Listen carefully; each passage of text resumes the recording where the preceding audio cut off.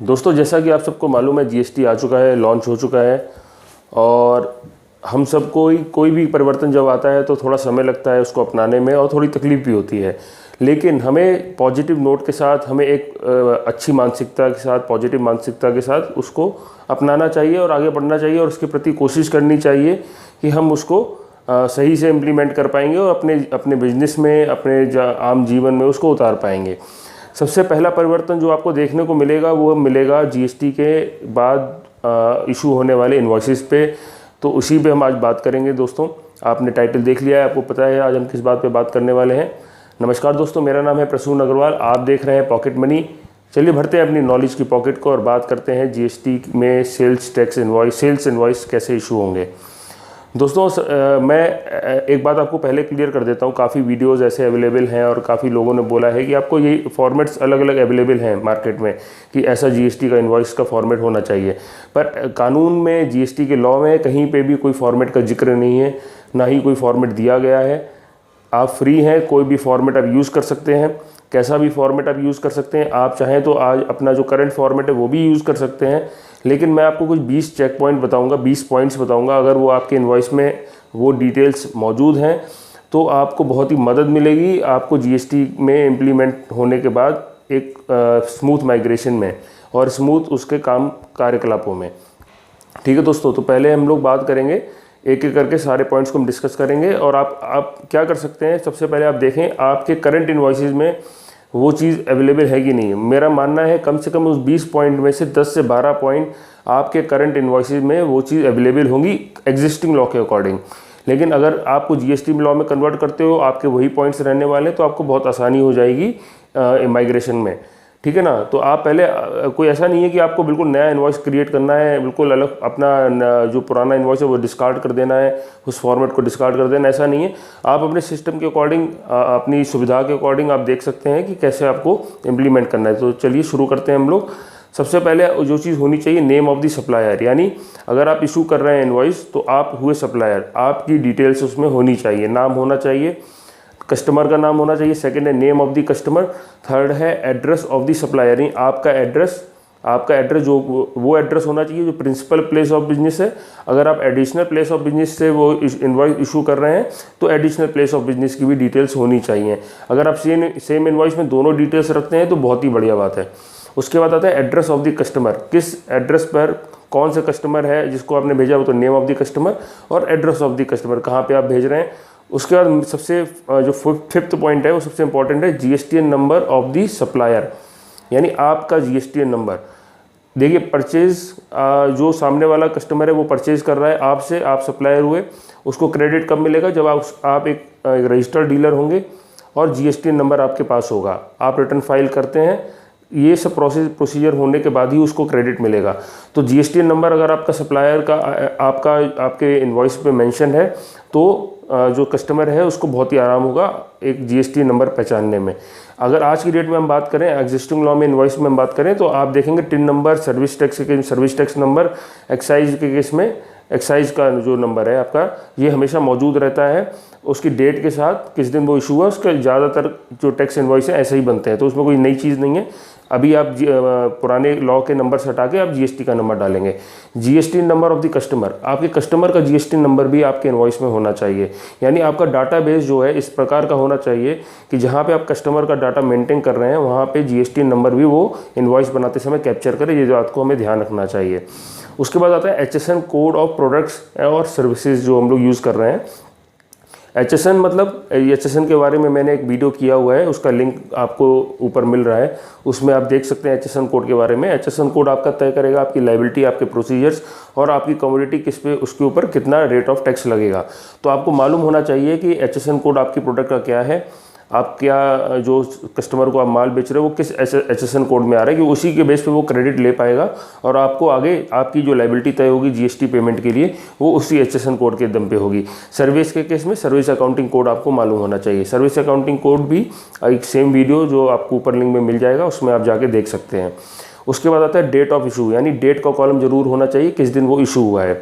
उसका description of goods, description of goods में मैं एक बात कहना चाहता हूँ कि अगर आप HSN कोड में दी हुई डिस्क्रिप्शन को फॉलो करते हैं तो सबसे बेस्ट है। अगर क्योंकि होता क्या है कि डिस्क्रिप्शन हर एक आदमी अपने अपने हिसाब से डिस्क्रिप्शन ऑफ गुड्स लिखता है सेम प्रोडक्ट के लिए, लेकिन HSN कोड अगर आप देखेंगे तो HSN कोड में एक स्पेसिफाइड डिस्क्रिप्शन लिखी हुई है। अगर हम उसको फॉलो करते हैं तो बहुत ही ईजी हो जाएगा आगे ट्रैकिंग में। अगर नहीं करते हैं तो भी कोई बात नहीं, लेकिन HSN कोड कम से कम आप ठीक डालें। उसके बाद आता है क्वांटिटी का एक कॉलम होना चाहिए। क्वांटिटी के बाद आता है टोटल वैल्यू ऑफ सप्लाई, यानी rate multiply by quantity equal to total value of supply. Total value of supply आपकी ओवरऑल वैल्यू आ जाएगी, इसका भी एक कॉलम होना चाहिए। उसके बाद अगर आप कोई डिस्काउंट दे रहे हैं तो डिस्काउंट के लिए अलग कॉलम होना चाहिए।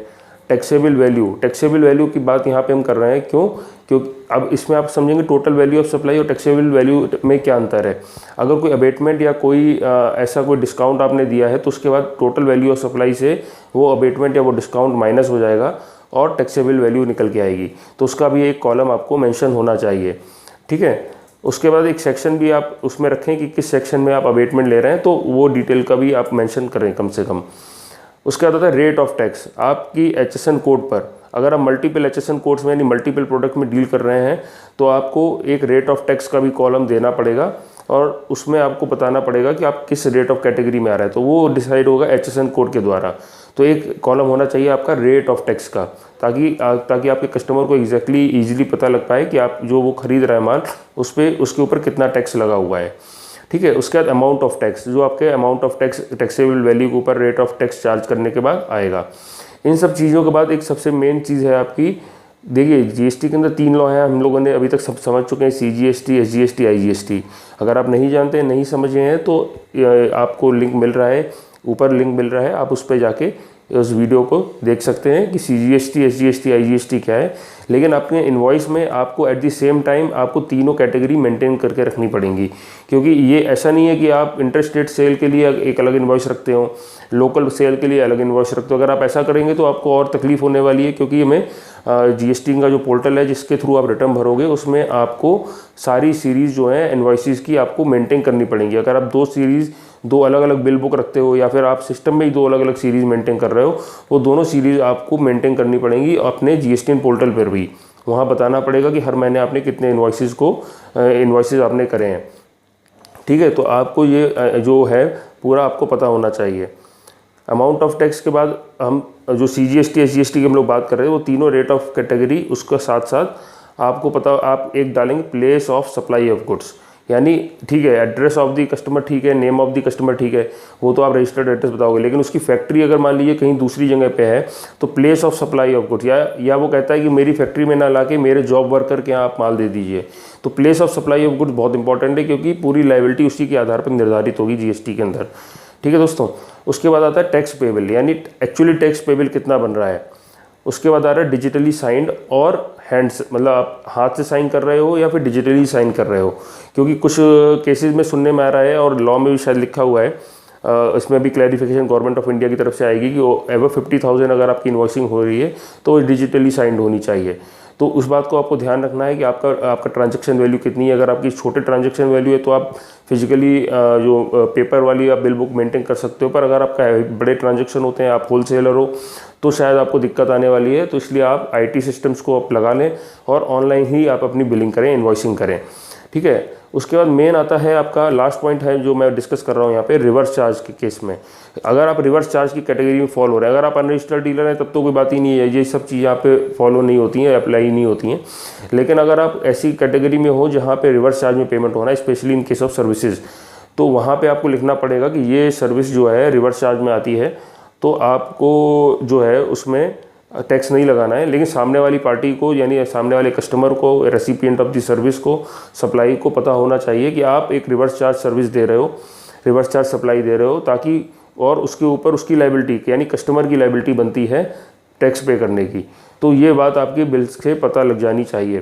ठीक है, एक चीज़ और है, अगर आप कंपोजिट स्कीम में आ रहे हो तो आपको कंपोजिट स्कीम में ये लिखना पड़ेगा कि आप अंडर सेक्शन 10 एक कंपोजिट स्कीम आपने ऑप्ट करी हुई है, इसलिए आप रेट ऑफ टैक्स जो है इनवॉइस पे चार्ज नहीं कर रहे हो। कंपोजिट स्कीम के अंदर आपको इनवॉइस पे रेट चार्ज नहीं करना है। तो इनवॉइस अगर आप देखोगे तो पहले दिन GST जैसे लागू हो चुका है, तो सबसे पहला चेंज यही आने वाला है कि आपको जो इनवॉइसिंग मिलेगी वो GST के अकॉर्डिंग मिलेगी। उसको समझने के लिए आप आपको ये 20 पॉइंट फॉलो करने जो मैंने बोले, इसको फॉलो करते हैं अगर आप, तो आपका इन्वॉइस एक कंप्लीट इन्वॉइस होगा, किसी भी प्रकार की कोई प्रॉब्लम आपको नहीं आएगी इसमें। और इस सबसे बड़ा इसका फ़ायदा ये होगा कि आपकी ट्रैकिंग आसान हो जाएगी, आपकी बिलिंग और आपकी अकाउंटिंग अगर इससे लिंक होगा, इसी इन्वॉइसिंग से अगर आपकी अकाउंटिंग लिंक्ड होगी तो ऑटोमेटिकली आपके जो टैक्स लेजर्स हैं वो ऑटोमेटिकली अपडेट होते रहेंगे। अगर आप इन्वॉइसिंग किसी और फॉर्मेट में रखते हो तो आपको बार बार अपना टैक्स लेजर्स अपडेट करने पड़ेंगे। दोस्तों, आई होप ये वीडियो आपको अच्छा लगा होगा और आपको काफ़ी मदद भी दी होगी इस वीडियो ने। और अगर आपको कोई क्वेरी है जीएसटी रिलेटेड या अदर कोई फाइनेंशियल प्रॉब्लम, आप मुझे कमेंट्स में लिख सकते हैं। आई होप मैं आपकी हेल्प कर पाऊँगा। और सबसे बड़ी बात, आप ध्यान रखें, धैर्य बनाए रखें। गवर्नमेंट ऑफ इंडिया आपकी पूरी मदद के लिए, कोई आपको परेशान करने के लिए नहीं है। कोई भी प्रकार की प्रॉब्लम होती है तो गवर्नमेंट ऑफिशियल्स अवेलेबल हैं, 24/7 अवेलेबल हैं, आप उनसे कांटेक्ट कर सकते हैं। आई होप सबका ये जीएसटी जो आया है अच्छा रहेगा। All the best. और इस वीडियो को लाइक करें, शेयर करें, सब्सक्राइब करें। पॉकेट मनी को सब्सक्राइब जरूर करें, आपके लिए मैं ऐसे वीडियो लाता रहूँगा। जय हिंद, वंदे मातरम।